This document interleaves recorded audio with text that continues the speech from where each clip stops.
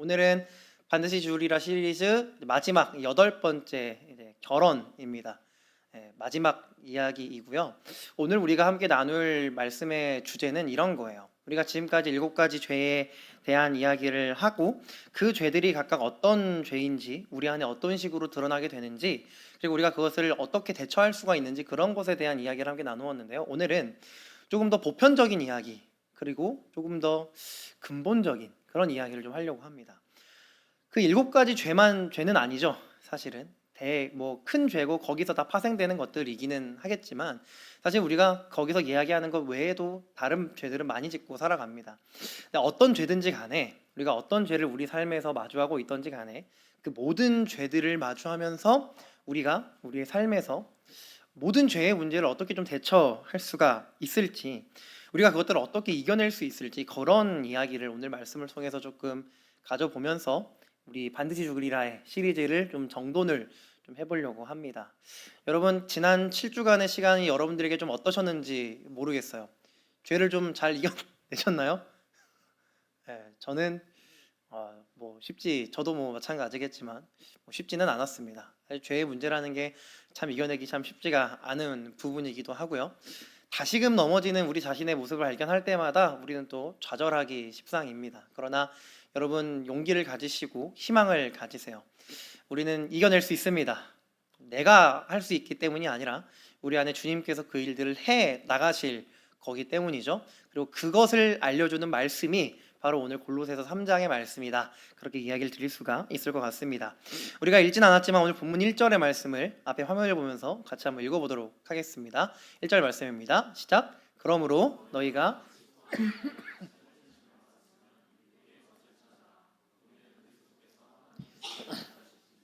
아멘. 자, 골로새서 2장, 오늘은 저희가 3장을 읽었죠. 2장 말씀을 보게 되면은 어떤 이야기가 나오고 있냐면, 바울이 이 골로새 교회 성도들에게 예수 그리스도로 말미암아 너희들이 새로워지는 사람들이다, 그런 얘기를 합니다. 예수 그리스도의 십자가의 공로로 말미암아서 너희는 새로워졌다. 너희 이제 이전과 다른 존재가 되었다. 그 은혜로 너희는 구원을 받았고 너희는 이제 예수 그리스도랑 함께하는 사람들이다. 그런 이야기를 바울이 이제 골로새 교회 성도들에게 얘기를 합니다. 그리고 나서 3장에 들어와서 이제 달라진 너희들의 삶, 변화된 너희들의 삶은 이제 구체적으로 이렇게 어떻게 변화가 돼야 되는가? 이제는 이전과 똑같은 삶을 살아서는 안 되잖아요. 사실 저도 그렇고 여러분들도 그렇지만 우리는 예수 그리스도를 만났습니다. 근데 예수 그리스도를 만났는데 만나기 전과 똑같은 삶을 살아가면 당연히 안 되겠죠. 그럼 그 달라진 삶이란 무엇이냐? 예수 그리스도를 만나고 변화된 사람의 삶이란 것은 무엇이냐? 어떻게 그런 삶들을 살아가야 하느냐? 라고 얘기를 하면서 오늘 본문 1절 말씀에서 바울이 뭐라고 얘기를 했죠? 그러므로 너희가 그리스도와 함께 다시 살리심을 받은 사람들이면, 그러니까 너희가 구원을 받은 사람이면 어떤 것을 찾으라? 위의 것을 찾으라 라고 얘기를 합니다. 위의 것. 저 위의 것이 바로 오늘 우리가 이 말씀을 통해서 반드시 기억해야 할, 우리가 우리의 죄를 이겨내기 위한 정말로 중요한 요소입니다. 바로 위의 것을 찾으라 라고 하는 그런 말씀이죠.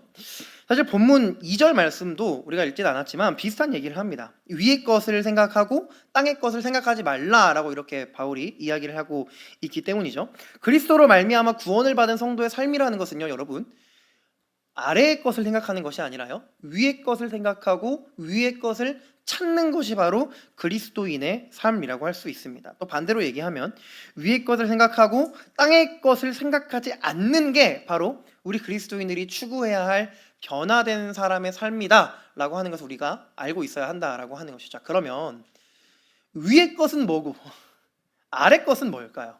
이게 중요하겠죠. 오늘 본문은 사실은 위의 것이 무엇인지에 대해서는 자세하게 설명하진 않습니다.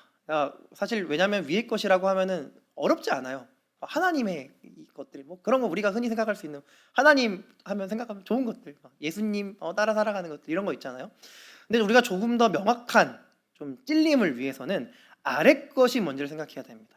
원래 죄인인 우리들이 찾고 추구했던 아래의 것들이 과연 무엇인가? 그 아래 것들에 대해서 오늘 우리가 읽었던 본문 5절 말씀에서 이렇게 얘기를 하는데요. 이렇게 얘기를 합니다. 5절 말씀. 그러므로 땅에 있는 지체를 죽이라. 곧 음란과 부정과 사욕과 악한 정욕과 탐심이니 탐심은 우상 숭배니라. 우리가 지난 반드시 죽으리라 시리즈 이야기하면서 탐욕 관련된 얘기하면서 저 말씀을 함께 봤었는데요. 풀로 오늘은 보는 거죠. 자, 근데 뭐 음란이 뭐고 부정이 뭐고 사욕이 뭐고 이런 것들에 대해서는 딱 자세하게 설명을 드리지는 않겠습니다. 중요한 것은 뭐냐면요, 땅에 있는 지체예요. 그리고 우리는 그것을 죽여야 한다는 것인데, 여기서 말하는 땅에 있는 지체가 바울은 뭐라고 얘기하냐면 음란과 부정과 사욕과 악한 정욕과 탐심이다 라고 이야기를 하고 있습니다. 땅에 있는 것들, 곧 죄악된 행동들이에요. 우리가 이 땅에서 살아가면서 짓는 모든 종류의 죄들은 다 땅에 있는 지체들입니다. 곧 바울이 1절과 2절에서 얘기하고 있는 하늘의 것이 아니라 땅의 것, 그게 바로 이 땅에서 짓게 되는 많은 죄들, 곧 5절에서 얘기하는 땅에 있는 지체들이라고 하는 그런 말씀이 되는 것이죠. 그 죄들을 죽이는 게, 저 죄악된 모습들을 죽여내는 게 바로 변화된 그리스도인의 삶의 모습이다라고 바울은 우리에게 이야기를 하고 있는 거예요. 근데 여러분, 여기서 우리가 한 가지를 좀 기억을 했으면 좋겠는 것이 있습니다. 오늘 말씀에서, 방금 5절 말씀에서 뭐라고 얘기를 했냐면, 그러므로 너희는 땅에 있는 지체를 뭐 하래요? 죽이래요. 죽이래요. 굉장히 강렬한 표현이죠. 죽이랍니다. 네. 그리고 조금 이따 또 한 번 더 보겠지만 8절 말씀을 보면요, 좀 비슷한 말씀이 또 나와요. 거기는 이제 그것들을 벗으라 이런 얘기를 하고 있어요.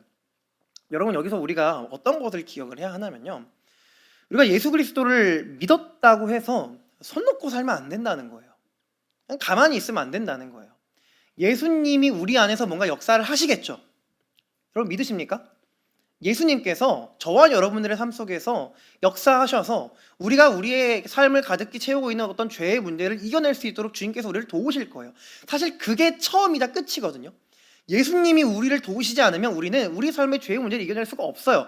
나 혼자의 힘으로 내가 죄의 모든 문제들을 해결할 수 있다라고 생각하는 분들이 계시다면 천주교 가시면 됩니다. 거기는 이제 고해성사라는 좋은 제도가 있거든요. 계단 몇 번 무릎으로 왔다 갔다 하시면은 죄가 용서받을 수 있으세요. 하지만 그렇지 않죠. 우리의 모든 죄의 문제는 어떻게 해결을 받습니까? 예수 그리스도예요. 죄의 모든 책임도 예수 그리스도께서 대신 지셨고요. 우리의 죄를 이겨낼 수 있는 실제 삶에서의 모든 방법도 예수 그리스도께서 그것을 만들어 주실 거예요. 그런데 우리 삶의 어떤 죄의 모든 영향들을 예수 그리스도께서 해결을 해주신다고 해서 나는 아무것도 하지 않아도 돼. 나는 그냥 눈 멀고 그냥 가만히 있어도 돼. 해결해 주시겠지. 내 삶이 변하지 않는 거는 예수께서 내 삶을 아직 해결해 주지 않으시는 것뿐이야. 그냥 기다리면서 나는 그냥 내가 있는 대로 그냥 있을 거야. 이런 삶의 태도가 안 된다는 거예요. 여러분, 죽이라, 벗으라 라고 바울이 이야기한 이 말은 우리에게 이런 얘기를 하는 겁니다. 적극적으로 너희 삶에 있는 죄의 문제를 해결하기 위해서 노력해. 적극적으로 너희 삶을 주관하고 있는 그 땅의 것들, 너희들이 지금까지 살아오면서 습관적으로 추구해왔던 땅에 있는 것들을 너희 삶에서 없애내려고, 죽이려고, 벗어내려고 노력하라는 거예요. 물론 예수께서 하시겠죠. 해주실 거예요. 우리 안에 저와 여러분들의 마음 가운데 있는 성령께서 해주실 거예요. 우리는 그것에 희망을 붙들고 살아가야 합니다. 그러나 손 놓고 있으면 안 된다는 거죠. 의식적으로 생각하면서 진짜 우리의 삶에 있는 죄의 문제가 문제라는 걸 인식을 하고 그 죄를 내 삶에서 벗어내기 위해서 다분히 애를 써야 한다라고 우리에게 이야기를 하고 있는 것이죠.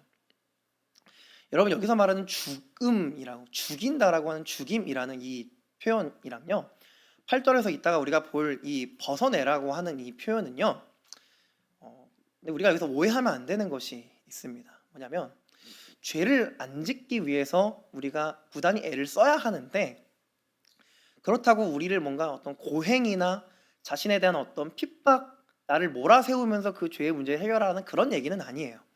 그러니까 제가 좀 전에 얘기를 드렸지만 그 천주교 같은 경우에, 물론 요즘은 많이 안 그러지만 옛날 이제 중세 시대에는 그런 일들이 실제로 많이 있었습니다. 죄를 지었으면 그 죄의 문제에 대한 것을 해결하기 위해서 실제로 몸으로 하는 고행들을 많이 했어요. 진짜 무릎으로 계단을 왔다 갔다 하는, 아마 세간에 알려져 있기는 마틴 루터가 그런 일들을 많이 했었다고 하죠. 회심하기 전에. 근데 그런 것들이 있었어요. 그런데 그게 진짜 우리의 삶의 죄의 문제를 해결해 주지 않는다는 거예요. 그럼 죽이고 벗는 건 어떤 의미냐? 의지를 변화시키라는 겁니다. 여러분, 의지를 바꾸라는 거예요. 조금 더 우리에게 좀 더 유순하게 얘기를 하자면 마음을 좀 바꿔 먹으라는 거예요. 생각을 좀 변화 좀 시키라는 거예요. 이제 나의 삶의 죄의 문제가 진짜 나에게 문제라는 걸 알고 내 삶의 죄의 문제에서 좀 벗어날 수 있도록 의지를 고쳐먹고 마음을 고쳐먹고 생각을 좀 고쳐먹으라는 거죠. 진짜 그게 문제라는 걸 알고 있으면서 왜 가만히 있냐라고 하는 거예요. 달라진 존재라는 걸 인지를 하고 있으면서 이제 예수 그리스도로 말미암아서 우리가 구원을 받은 사람이라는 거를 알고 있으면서 왜 가만히 있냐는 거예요.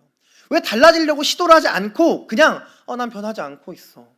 나 달라지고 싶은데 내 삶은 달라지고 싶은데 내 삶에 달라지는 게 없어. 나는 여전히 죄의 어떤 영향 아래에 있는 사람이야 라고 말은 하면서 왜 실제로 그렇게 변화되려고 노력을 하지 않냐는 거예요. 왜 그냥 손을 가만히 떼고 있냐는 거예요. 왜 이게 그냥 언젠가 이루어지겠지. 여러분 나중에 우리 죽어서 천국 가면 해결됩니다. 어렵고 고상한 말로 이걸 영화라고 해요. 영화. 영원히 거룩한 상태가 유지되는 것. 그게 영화라고 하는 굉장히 고상한 표현입니다. 그런데 이 땅에서 우리가 살아가는 우리의 삶을 성화예요. 성화. 거룩하게 되어지려고 하는 어떤 삶의 노력들이 우리 삶에서 이어져야 하는데 놓고 있다는 거예요. 바뀌어야 되는데 생각과 마음과 의지를 달라지려고 하는 생각이 우리 안에 없다는 거예요. 그거를 가지라는 거예요. 그거를 생각과 마음을 고쳐 먹으라라고 하는 거죠. 그러니 여러분, 저와 여러분 모두 먼저 우리의 어떤 모든 죄의 문제를 해결하기 위해서 우리가 가져야 될 첫 번째 마음의 태도는 뭐냐면요.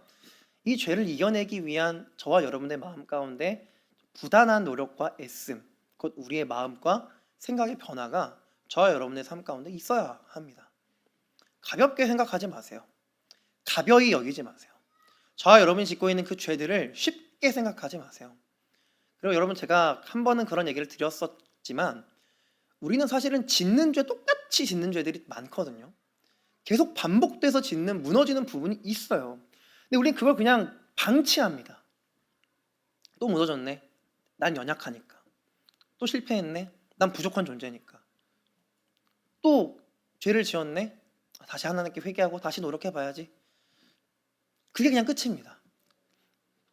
보다 적극적으로, 보다 의지를 가지고, 보다 정말 나의 삶이 달라질 수 있다라고 하는 그런 마음을 가지고 나의 삶에 있는 죄의 문제에 나아가야 한다라고 하는 것이죠. 여러분 마음을 변화시켜야 돼요. 마음을 달라지게 해야 합니다. 여러분 모든 죄는 기본적으로요. 그 뿌리는 나 자신을 위한 모든 행동과 마음에서 출발을 합니다. 어떤 죄든 마찬가지예요. 그럼 우리는 어떻게 변화해야 될까요? 우리의 마음을 나를 위한 게 아니라 예수 그리스도를 위한 예수 그리스도를 위한 마음으로 우리의 마음과 생각과 의지를 변화시켜 가야 한다라고 하는 것이죠. 그것을 위해서 적극적으로 노력하고 적극적으로 마음을 품고 임해 보라. 그것이 먼저 우리가 우리 삶 가운데서 마주하게 되는 죄를 이겨낼 수 있는 첫 번째 우리의 마음가짐이라는 것을 기억하는 저와 여러분이 되었으면 좋겠습니다. 근데 여러분 동시에요. 그런 생각을 할 수 있어요. 근데 목사님, 사실 우리 다 알잖아요. 우리 안 변해요. 달라지지 않아요. 사실 성경도요. 이 땅에서 우리가 완벽하게 거룩하여질 것이다 라고 하는 말에 대해서는 좀 부정적인 것 같아요. 제가 여러분께 방금 영화라고 하는 단어를 소개를 시켜드렸는데 이것은요. 주님 다시 오신 이후에 우리가 들어가는 상태예요. 그래서 사실은 우리가 이 땅에서 살아가면서 어떻게 생각하면 진짜 완벽하게 거룩하게 되는 어떤 변화는 없을 것 같다라는 생각이 들어요. 근데 그 생각이 우리의 마음을 흔들어요. 어차피 안 될 텐데. 나 조금 어느 정도 노력하고 있는데. 조금 애쓰고 있는데. 이 정도면 주님 되는 거 아닌가?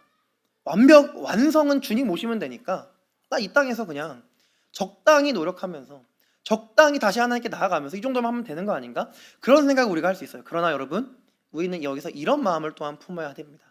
사랑하는 청년 여러분, 확신하세요. 무엇을 확신하느냐? 우리의 삶의 죄의 문제들이 진짜 해결될 수 있다라고 하는 확신이 저와 여러분에게 필요합니다. 나의 힘으로는 안 돼요.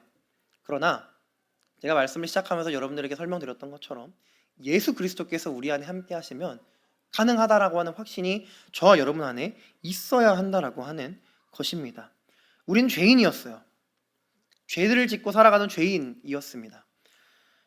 본문에서도 바울이 얘기를 하죠. 7절 말씀을 보면은 너희도 전에 그 가운데 살 때는 그 가운데서 행했다. 죄송합니다. 기침이 계속 나와서. 너희도 전에는 그 가운데서 행했다.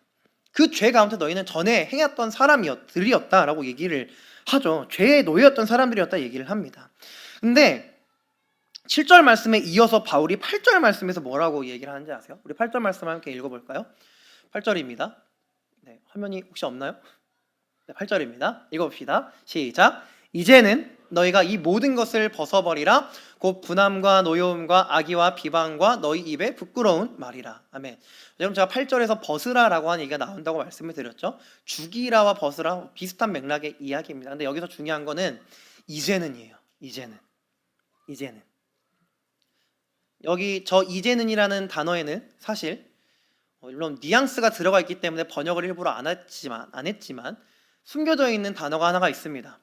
여러분, 성경 번역에서는 접속사가 생략되는 경우가 굉장히 많거든요. 저기도 접속사가 하나 생략이 되어 있어요. 어떤 접속사냐면 그러나가 생략이 되어 있습니다. 그러나 이제는이에요. 그러나 이제는 최근에 비슷한 얘기를 로마서 할 때 좀 들었던 것 같은데요.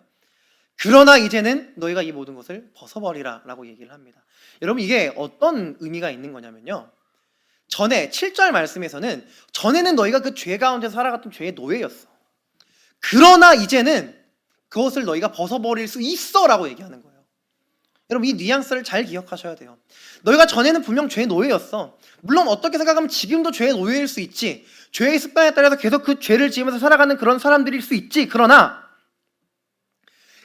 이제는 너희가 그 모든 것들을 벗어버릴 수 있어. 너희 삶의 죄의 문제가 이제 해결될 수 있어. 달라질 수 있어.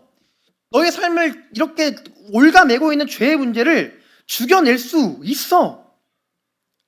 여러분, 우리가 로마서를 같이 배우면서 우리가 얘기를 충분히 했었지만 인간이란 존재는 원래 죄인이라서 우리의 삶에 있는 죄의 문제들을 우리 스스로 해결할 수 있는 존재가 아니에요. 죄를 버리고 싶다고 해서 죄를 버릴 수 있는 존재가 아니고요. 하나님의 말씀을 100% 온전하게 지키고 싶다고 해서 그것을 온전하게 지킬 수 있는 존재가 우리는 아니에요. 아시죠? 다 우리 배웠잖아요. 우리 그런 사람이 원래 아니에요. 그런데 바울이 뭐라 얘기하냐면 그러나 이제는 달라질 수 있어. 그러나 이제는 변화할 수 있어. 그러나 이제는 너의 삶에 있는 죄의 문제들을 벗어낼 수 있어. 왜일까요? 이게 제일 중요합니다. 왜 저와 여러분의 삶의 죄의 문제들을 이제는 벗어낼 수 있다고 바울이 이야기를 하는 걸까요? 이 얘기에 대해서 9절 말씀과 10절 말씀에서 이야기를 하는데요. 9절과 10절 말씀 제가 읽습니다. 너희가 서로 거짓말을 하지 말라. 여기서부터 중요하죠. 옛사람과 그 행위를 벗어버리고 새 사람을 입었으니 이는 자기를 창조하신 이의 형상을 따라 지식에까지 새롭게 하심을 받은 자니라 라고 그렇게 이야기를 합니다. 여러분, 우리가 신앙생활을 해오면서 많이 들었을 표현이 등장합니다. 바로 옛 사람과 새 사람이라고 하는 단어예요. 옛 사람과 새 사람. 근데 보통 우리가 어떤 식으로 얘기를 많이 하냐면요, 우리의 옛 사람을 벗어버리고 새 사람을 입어라, 이런 식으로 많이 표현을 하죠. 근데 여기서도 우리가 저 표현의 뉘앙스를 좀 정확하게 캐치를 해야 돼요. 그렇게 생각할 수도 있거든요. 옛 사람을 벗고 새 사람을 입는 게 중요해, 이렇게 생각할 수도 있어요. 근데 실제로 이 11절 이하에서는 그런 표현들이 나옵니다. 근데 9절과 10절 말씀 한정으로 우린 저 말씀을 어떻게 받아야 되냐면 새 사람을 입었으니 라고 얘기해요. 저거는 미래에 해야 할 일인가요? 이미 과거에 이루어진 일인가요? 다시 얘기할까요? 새 사람을 입었으니래요. 저거는 미래에 우리가 해야 할 일이에요? 아니면 과거에 이미 이루어진 일이에요? 뭐예요? 미래에 해야 할 일이에요? 저 표현이? 아니죠. 뭐예요? 이미 과거에 이루어진 일이에요. 저건 과거형이잖아요. 우린 새 사람을 이미 입은 거예요. 여러분, 이것을 우리가 정확하게 기억을 해야 합니다. 왜냐하면 우리의 삶이 달라질 수 있는 이유와 근거가 지금 저기 등장하는 거예요. 왜? 너희는 이미 새 사람을 입은 사람들이니까. 저와 여러분은 이미 새 사람을 입은 사람이니까. 입어야 할 사람이 아니고, 물론 입어야 할 것도 있어요. 그건 뒤에 설명하겠지만 입어야 하는 사람이 아니고 이미 입어진 사람인 거예요. 이미 우리는 새 사람이 된 사람들인 거예요. 왜 그러냐? 어떤 근거로 우리가 새 사람을 입었다고 얘기를 하냐? 골로새서 2장 13절에서 15절 말씀인데요. 다음 자막이요. 자, 13절에서 15절 말씀 이렇게 얘기를 합니다. 또 범죄와 육체의 무할례로 죽었던 너희를 하나님이 그와 함께 살리시고 우리의 모든 죄를 사하시고 우리를 거스르고 불리하게 하는 법정운으로 쓴 증서를 지우시고 제하여 버리사 십자가에 못 박으시고 통치자들과 권세들을 무력화하여 드러내어 구경거리로 삼으시고 십자가로 그들을 이기셨느니라 라고 이렇게 2장입니다. 2장 말씀에 이렇게 얘기를 하고 있습니다. 여러분, 저게 무슨 얘기예요? 누구에 대한 얘기죠?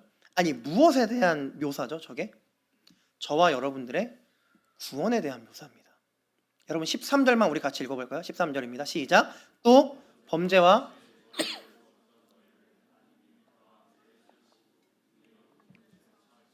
아멘. 무슨 얘기입니까? 13절. 범죄와 육체의 무할례로 죽었던 너희들.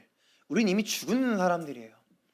창세기 2장과 3장에서 선악을 알게 한 나무의 열매를 먹은 자들에게 하나님께서 주기로 했던 심판이 뭐였죠? 너희는 반드시 죽으리라 였잖아요.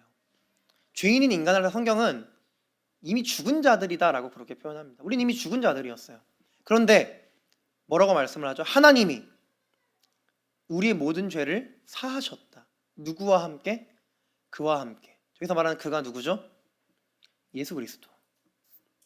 여러분, 저 말씀은 참 복음을 정말 잘 보여주는 말씀인 것 같아요. 내려주셔도 됩니다. 복음을 정말 잘 보여주는 말씀이에요. 예수 그리스도와 함께 우리를 살리셨대요. 그래서 이제는 우리의 삶의 모든 죄의 문제를 해결하셨대요. 모든 죄를 사하셨대요. 이제 우리가 옛사람의 옷을 입고 있는 게 아니라, 옛사람의 그 행위를 갖고 있는 게 아니라, 이제는 이미 예수 그리스도의 구원의 은혜로 말미암아 우리는 뭘 입었다? 새 사람을 이미 입은 사람들이라는 거예요. 그러니 너희 달라질 수 있어. 그러니 너희 이제 바뀔 수 있어. 그러니 너의 삶의 죄의 문제를 이제 너희들이 이겨낼 수 있는 힘이 있어. 너희가 뭔가 힘이 있는 게 아니라 너희를 구원하여 주신 예수 그리스도가 너희의 힘이야. 너희를 위해서 대신 돌아가신 예수 그리스도가 너희의 힘이야. 죄의 문제, 영적 싸움, 죄와의 영적인 싸움에서 우리가 이겨낼 수 있는 힘의 원동력이 뭐냐면 너희를 위해서 죽으신 예수 그리스도야.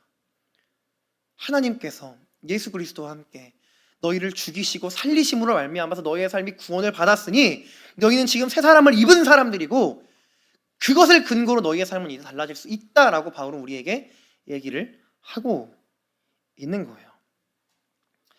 사랑하는 청년 여러분, 물론 우리는 아직 우리의 죄의 습관을 따라 살아가는 사람들임엔 틀림이 없습니다.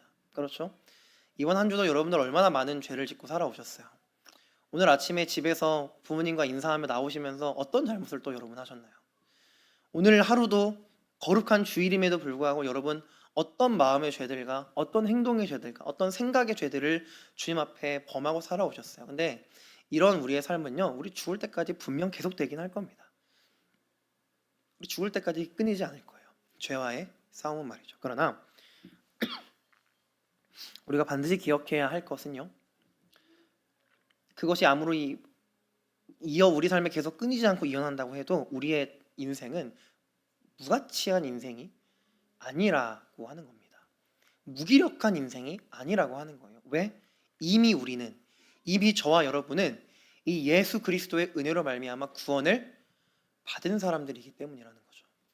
이미 예수 그리스도로 말미암아 새 사람을 이미 입은 사람들이라는 거예요. 앞으로 입을 사람이 아니고 입은 사람들이라는 거예요. 이것을 근거로 바울은 우리에게, 저와 여러분에게 얘기합니다. 너희의 죄의 문제를 죽여라.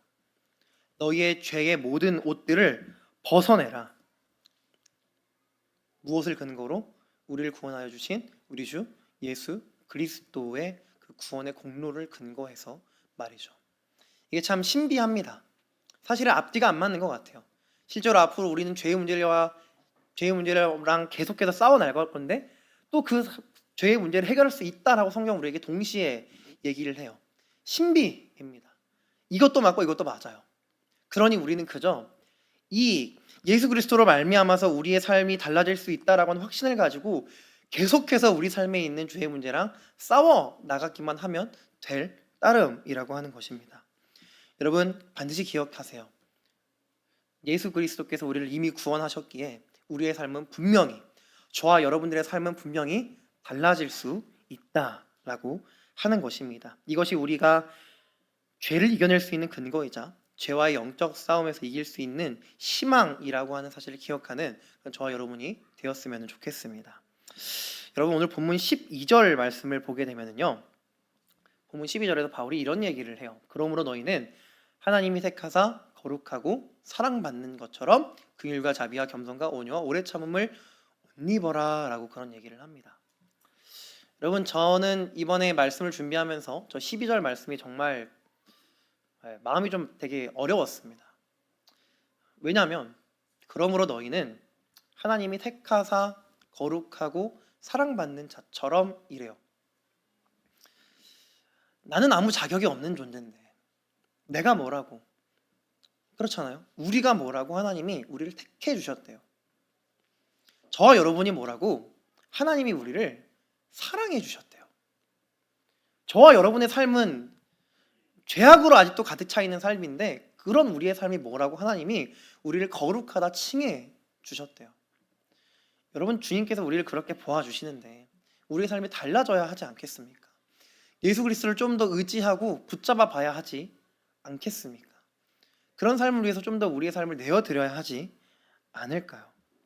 그러니 우리는 계속해서 우리의 죄와의 영적 싸움을 향해 나아가야 한다라고 하는 것입니다. 여러분, 이제 바울은요, 그런 우리들을 향해서 조금 더 실제적인 이야기를 던집니다. 오늘 본문의 사실은 핵심 하이라이트라고 할 수 있는 부분인데요, 여러분 잘 들어주셨으면 좋겠습니다. 12절 하반절에서 바울이 뭐라 얘기를 하고 있냐면 긍휼과 자비와 겸손과 온유와 오래 참음을 옷 입어라 라고 바울이 우리에게 얘기를 합니다. 제가 말씀드렸죠, 우리는 이미 새 사람을 입었지만 또 입어야 할 것들이 더 있다라고 하는 거예요. 이 12절에 나와 있는 긍휼, 자비, 겸손, 온유, 오래 참음, 13절에 나오는 용서에 관련된 것들, 이런 것들은 사실 앞에 5절과 8절에 나왔던 그 죄악의 리스트들 있죠, 그것에 상반되는 그런 어떤 개념들이라고 우리들이 그냥 그렇게 간단하게 이해를 하면 좋을 것 같아요. 그런데 이 모든 것들에 더해서요, 가장 중요한 한 가지가 필요합니다. 오늘 보면 14절에서 그것을 얘기하고 있는데요, 14절 말씀 함께 읽어볼까요? 이 모든 것 위에 사랑을 더하라. 이는 온전하게 매는 띠니라 라고 바울이 이야기를 하고 있습니다. 여러분, 사랑이라고 하는 것은요, 화면 내려주셔도 됩니다. 사랑이라고 하는 것은 새 사람을 입었다라고 얘기하는 저와 여러분들이 받을 수 있는 최고의 은혜예요. 방금 읽은 본문에서 뭐라고 얘기하냐면 사랑은 온전하게 매는 띠라고 얘기를 합니다. 우리가 좀 상상을 좀 하나 해봐야 되는데, 이 고대 근동 시대의 옷은 뭐 아시는 분들이 알겠지만은 이 지금처럼 우리처럼 이렇게 뭐 단추가 있거나 자크가 있거나 이런 옷들이 아니죠.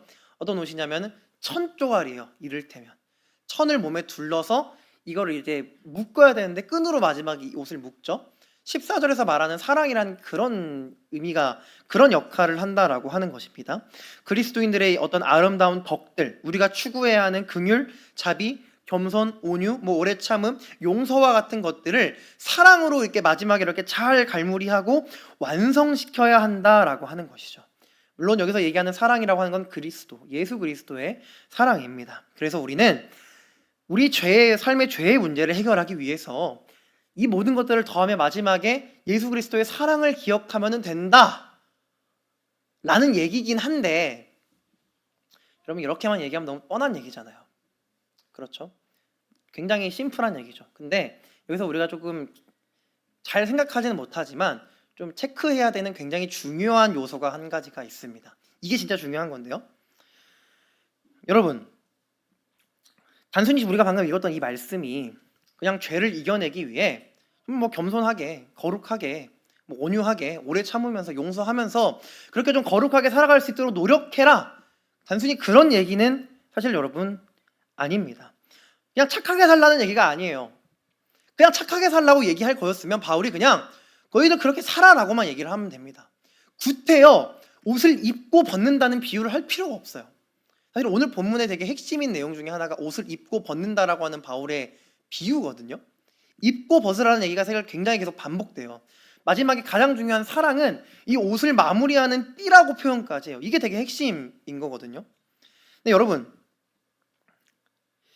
바울이 우리에게 얘기하고자 하는 것은요, 옷을 벗었으면 다시 옷을 입어야 한다는 거예요. 자, 여기서부터 잘 들어주세요. 옷을 벗었으면요, 우리는 옷을 입어야 해요. 알몸으로 다닐 수는 없잖아요. 죄라고 하는 옷을 우리가 벗은 사람들이 되었으면 다시 우리는 그 옷에 비어있는 자리를 입어야 한다는 거예요. 여러분, 조금 더 원리적으로 들어가서 이렇게 표현해요. 우리 삶의 죄의 문제를 우리는 제거해야 돼요. 그것을 없애야 해요. 해결해야 돼요. 우리 삶의 죄를 비워내야 돼요. 그런데 이걸 비워내고 끝나면 안 된다는 거예요. 죄가 비워진 자리에 우리는 그 비어있는 자리에 무언가를 더 채워 넣어야 된다는 거예요. 우리는 살아가면서 단순히 우리는 보통 죄의 문제를 대할 때 어떻게 대하냐면, 죄를 안 지어야지라고 생각은 많이 합니다.